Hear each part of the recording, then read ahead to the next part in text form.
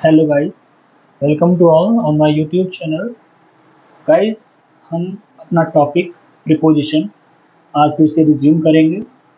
Last video में हमने prepositions को स्टडी किया, तो उसके काइंड्स के बारे में हमने सीखा और एक प्रीपोजिशन अबाउट का हमने डीपली स्टडी किया। तो गाइस, आज उसी टॉपिक को रिज्यूम करते हुए, प्रीपोजिशन को रिज्यूम करते हुए आज का ये जो वीडियो लेक्चर है ये आपको डेडिकेटेड है, ताकि आपको ये free of cost authentic material आपको मिल सके और आपके प्रिपरेशन में एक बेहतर स्टेप ये साबित हो। तो बहुत ही ध्यान से इस वीडियो को समझेंगे, देखेंगे। और गैस, कोई अगर आपको क्वेरी होती है या कोई कुछ अगर डाउट होता है तो आप नीचे कमेंट बॉक्स में ज़रूर आप उसको मेंशन करें, ताकि मैं आपको बता सकूं, उस डाउट को मैं क्लियर कर सकूं। क्योंकि किसी भी स्टूडेंट के लिए, किसी भी लर्नर के लिए डाउट नहीं होना चाहिए। डाउट से हमारी प्रॉब्लम्स क्रिएट होती हैं और हमें चाहिए कि हमारे जो डाउट्स हैं वो फिनिश हो जाएं या वो क्लियर हो जाए। Okay guys, knowledge. ओके, आज का जो प्रीपोजिशन है वो है एबव। एबव के बारे में आप सबने पढ़ा भी होगा, इसको सेंटेंस में यूज देखा भी होगा। तो ये किस किस कंडीशन में कहाँ कहाँ ये यूज होते हैं, आज हम इनको सीखेंगे। Okay guys, above in a higher position. Above का मतलब ही होता है इन अ हायर पोजीशन। ठीक है, इसकी पोजीशन जो होती है ये ऊंचाई को बताती है, या एबव किसी सेंस में ये सेंटेंस में ये यूज होता है, जहाँ पे किसी ऊंचाई पे या ऊंची बातों को अगर कहीं बताई जाए। ठीक है, कि ये वस्तु कहाँ रखी है, तो यहाँ रखी है, ऊपर रखी है। ठीक है, या ये वस्तु किसी चीज़ के एबव है। ठीक है, तो इस कंडीशन में हम इसको यूज करते हैं। देखते हैं सबसे पहले के ऊपर है, लेकिन सटा हुआ नहीं। मतलब क्या है? के ऊपर, किसी पॉइंट के ऊपर, बट वो उस पॉइंट से अटैच ना हो। समझ रहे हैं आप? एबव का सेंस वो होता है कि एबव के ऊपर, किसी प्लेस के ऊपर, किसी थिंग के ऊपर। अगर ऊपर की सेंस आती है तो वहाँ पे हम एबव लगाते हैं, बट वो जो ऊपर का जो सेंस है वो उस पॉइंट से, उस ऑब्जेक्ट से टच नहीं होना चाहिए, उसके ऊपर होना चाहिए, उसके एबव होना चाहिए। तो इस सेंस में हम एबव का प्रयोग करते हैं। जैसे higher than a bird was hanging above his head, the plane is flying above the clouds. Okay, जो प्लेन होते हैं गाइस, जो हमारे एरोप्लेन्स जो उड़ते हैं, ये क्लाउड्स के ऊपर उड़ते हैं। ठीक है, क्लाउड्स उनके नीचे होते हैं और ये क्लाउड्स के ऊपर उड़ते हैं। ओके, बट ये क्लाउड से टच नहीं होते। समझ रहे हैं आप? जैसे हम कहें कि हमारे छत के ऊपर से एक पक्षी उड़ता हुआ गुजरा, तो वो जो सेंस है उसके गुजरने का के ऊपर से, तो ये छत के ऊपर से वो टच नहीं है, वो एबव है, वो उसके ऊपर से उड़ता हुआ गुजर गया, निकल गया, बट वो कहीं छत से टच नहीं हुआ।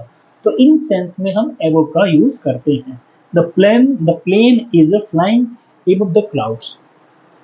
प्लेन जो है, एरोप्लेन जो है, ये क्लाउड के ऊपर उड़ रहा है।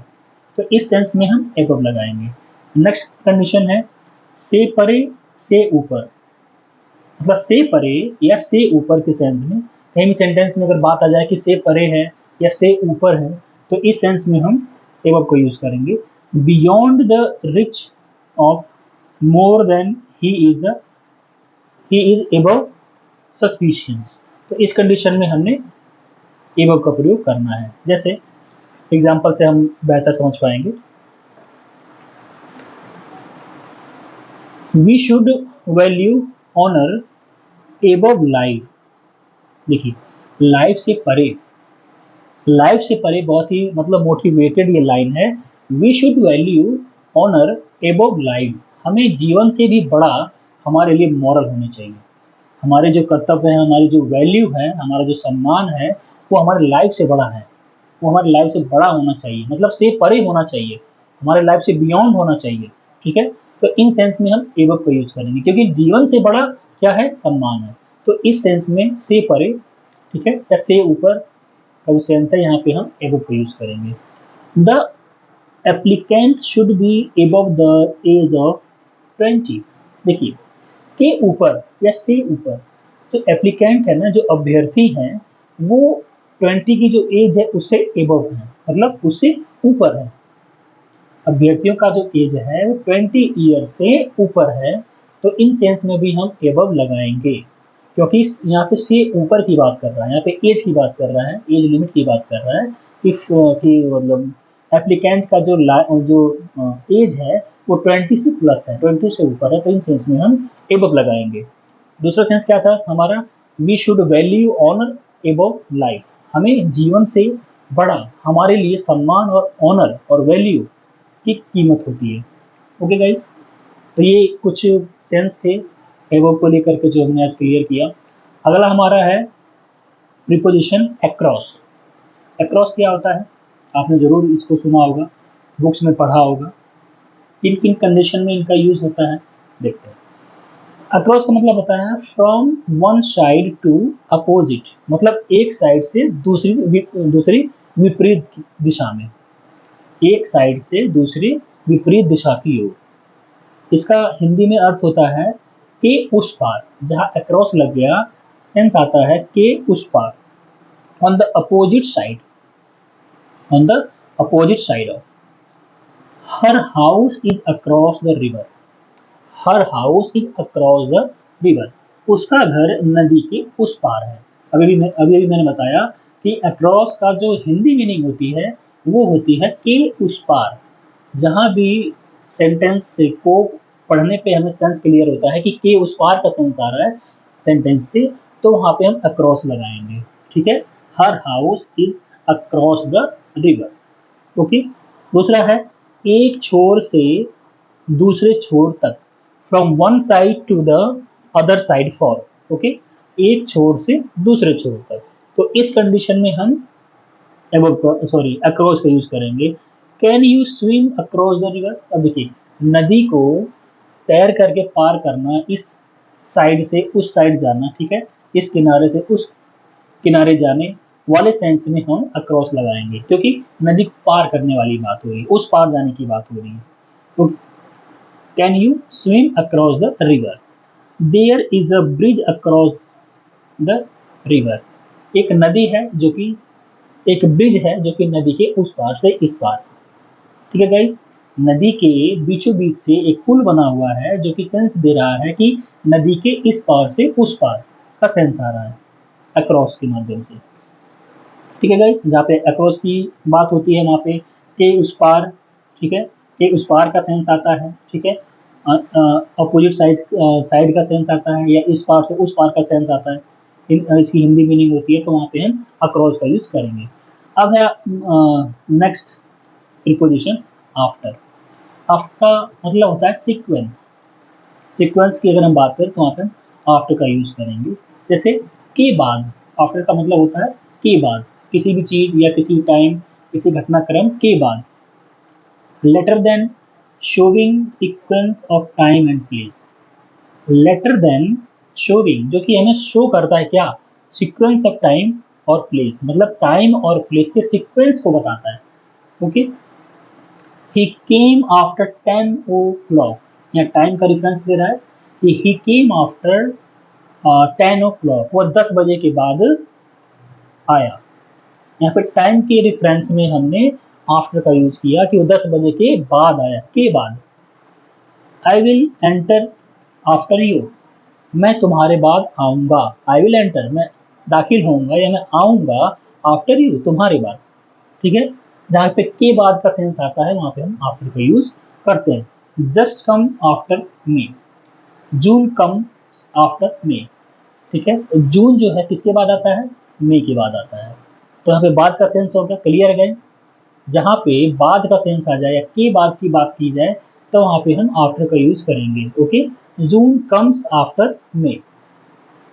फिर है के बाद, इंडिकेटिंग मच रेपिटेशन, जहाँ पे थोड़ी रेपिटेशन, जहाँ पे थोड़ी मतलब दोहराने की बात हो जाए, वहाँ पे हम आफ्टर का यूज करेंगे। ही फायर्ड शॉट आफ्टर शॉट, मतलब उसने एक के बाद दूसरा, एक के बाद तीसरा, उसने शॉट पे शॉट उसने लगाना शुरू किया।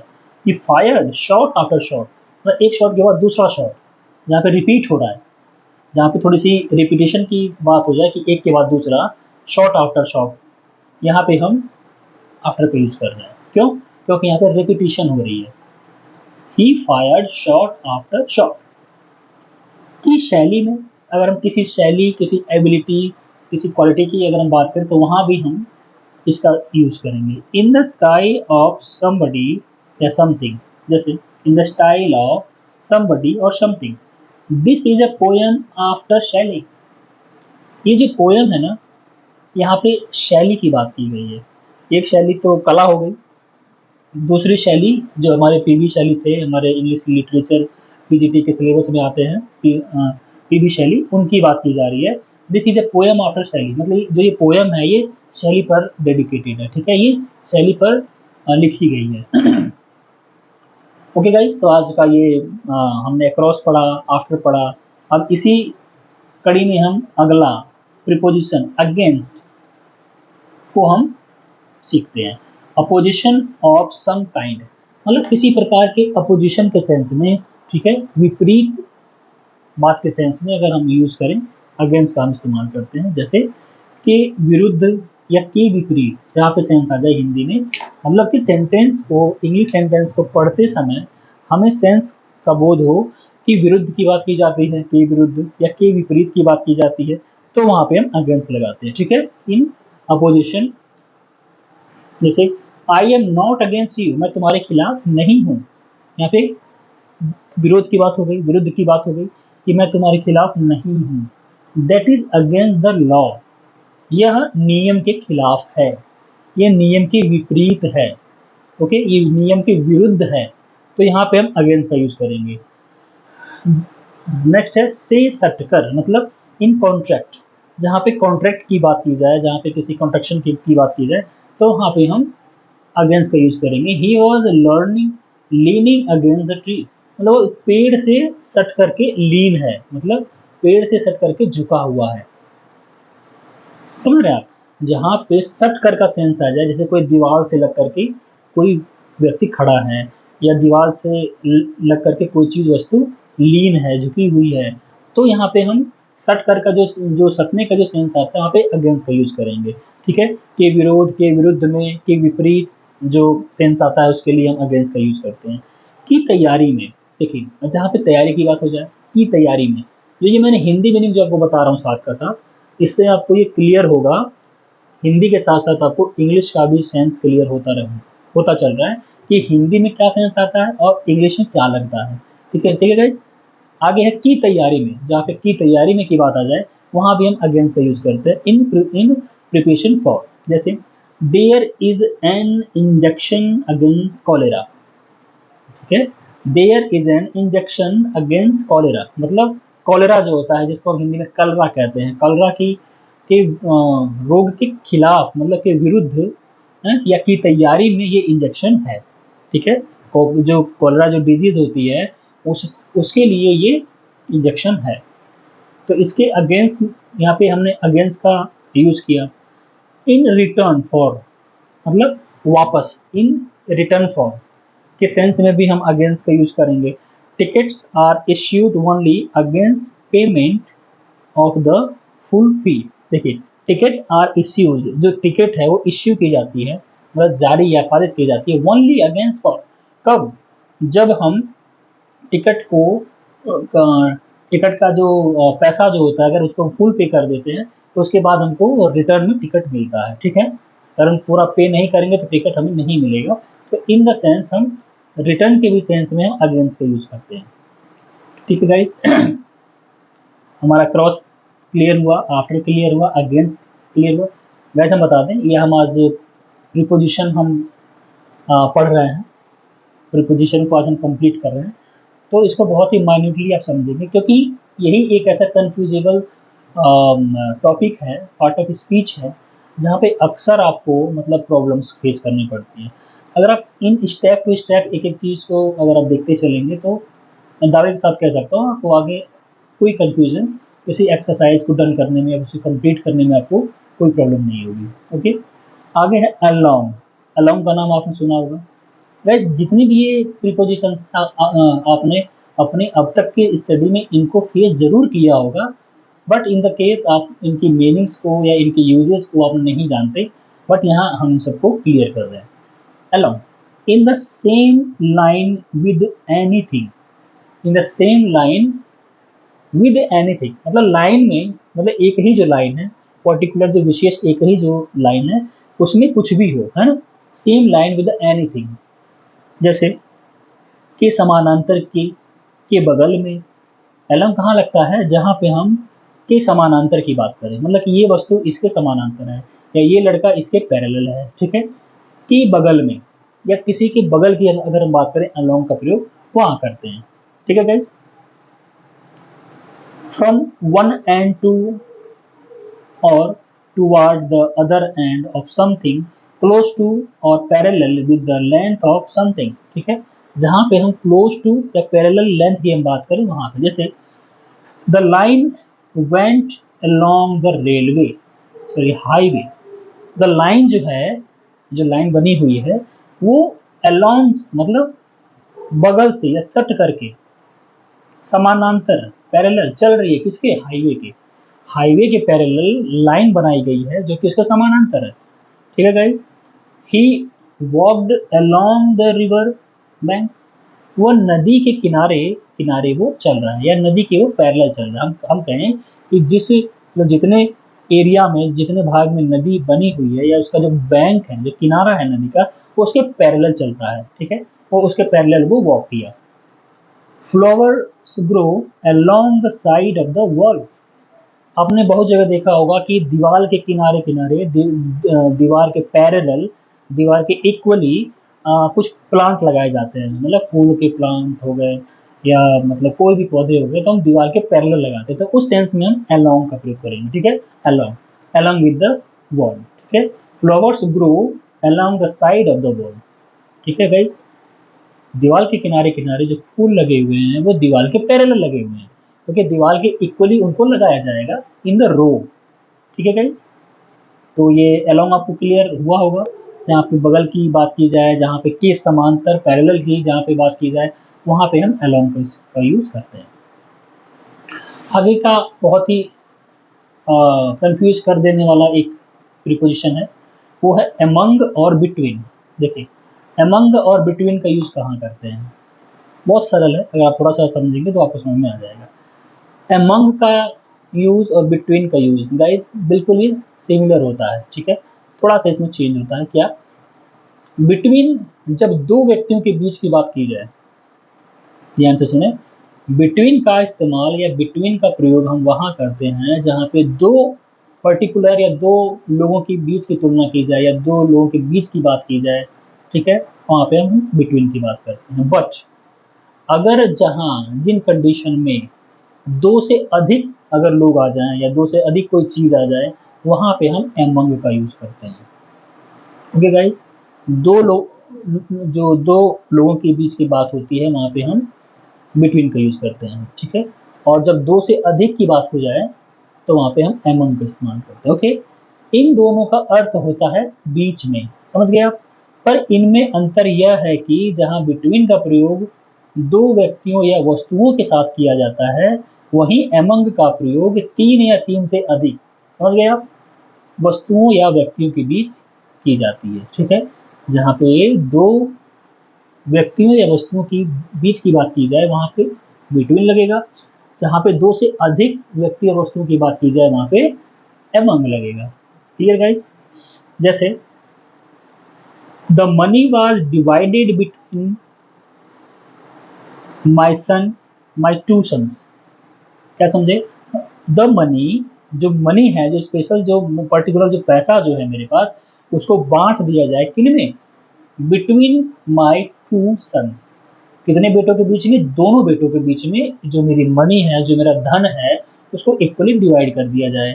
तो जब यहाँ पे दो की बात हो गई तो यहाँ पे बिटवीन का प्रयोग होगा, ठीक है। आगे है the money was divided among my four son, अब देखें यहाँ पे, और यहाँ चार बेटों की बात हो गई, तो इसलिए यहाँ पे एमंग का यूज हुआ है, ठीक है। The money was divided among my four sons, okay guys. पैसे को या रुपयों को, धन को मेरे चारों बेटों में बांट दिया जाए। तो ये सेंस क्लियर आपको हुआ होगा। एमंग और बिटवीन के बारे में आपने सीखा होगा। ठीक है गाइस, लास्ट हमारा एग्जाम्पल है, the books were distributed among the student. अब देखिए स्टूडेंट्स, विद्यार्थियों के बीच की बात की जा रही है, मतलब सारे स्टूडेंट के बीच में इन किताबों को बांट दिया जाए, एमंग द स्टूडेंट। ओके, तो ये सेंस आपको क्लियर हुआ। एमंग और बिटवीन आपको क्लियर हुआ। जहाँ पे दो के बीच की बात की जाए, जहाँ पे दो लोगों वस्तुओं के बीच में कोई चीज़ बांटनी है, देनी है, तो वहाँ पे हम बिटवीन का यूज़ करेंगे। बट इन द सेंस अगर दो से ज़्यादा लोग हो जाएं या दो से ज़्यादा वस्तुओं को बांटना हो जाए दो से ज़्यादा लोगों में, तो वहाँ पे हम एमंग का इस्तेमाल करते हैं। ओके गाइस, तो गाइस आज का आज के इस वीडियो को यहीं पे स्टॉप करते हैं, क्योंकि ज़्यादा लेंदी टॉपिक हो जाएगा तो आपको भी इंटरेस्ट नहीं होगा। तो गाइस उम्मीद करता हूँ कि आज का वीडियो आपको अच्छा लगा होगा, आपको पसंद आया होगा। तो गाइस अगर आपको ये अच्छा लगा हो तो प्लीज़ लाइक एंड शेयर, और हाँ, अपनी प्रिपरेशन को आप ढीला ना छोड़ें, आप कंटिन्यू वीडियो को वॉच करें, इससे अपना एक नोट तैयार करें ताकि आपको इन फ्यूचर कोई प्रॉब्लम फेस ना करनी पड़े। ओके गाइस, तो इसी के साथ thanks for watch this video.